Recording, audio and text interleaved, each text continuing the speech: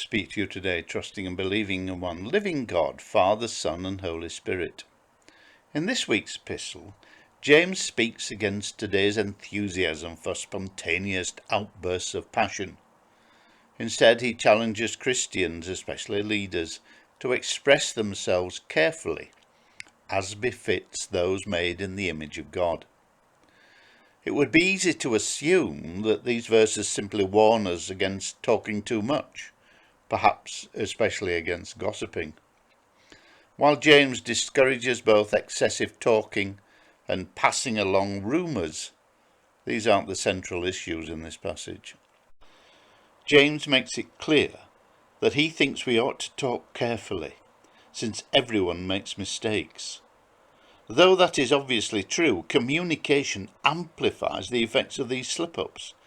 The more a mistake or a hurtful word is repeated, and the more authority with which it is pronounced, the greater are its damaging effects. Our general tendency to speak casually and carelessly is something we should all consider carefully. Engage brain before using mouth was a common expression. While gabbing and gossiping may increase the odds of us speaking unwisely, the heart of the problem lies in the likelihood that we will slip up while we are speaking if we don't think carefully. The concerns that James expresses here match closely his interests in the rest of his epistle. He has several times noted the uselessness of declaring a faith which is divorced from faithful action. James's interest in community harmony leads him to demand care in the ways we communicate our ideas, our commitments, our very identities in our actions, not just in our words. James cares ardently that disciples shape every aspect of their lives so that they show their faith positively. He presses the case that we should not shrug off verbal mistakes. The slips of the tongue that seem so slight, he reminds us, can cause great consequences.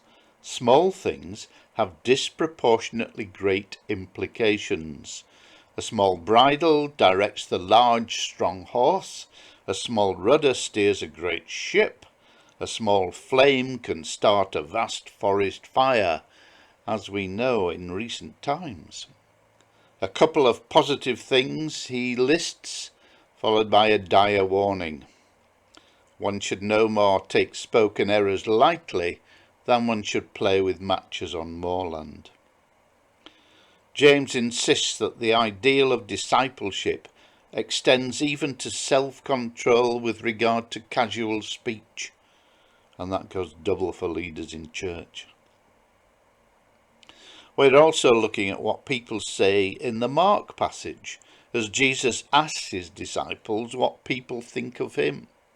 The disciples' first answer harks back to the story of the arrest of the beheading of John the Baptist, when some were calling him John the Baptist, others Elijah, or another of the prophets.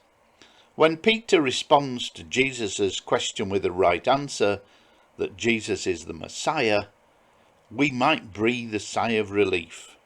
The rift of knowledge between the reader and the characters is closed. What Peter quickly learns is that grasping Jesus' identity is not simply about getting the title right. Naming does not define.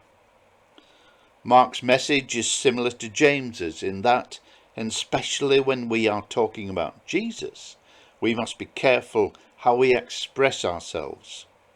We shouldn't just use titles and jargon, but express ourselves as clearly and so that people can be clear about what Christian discipleship really means.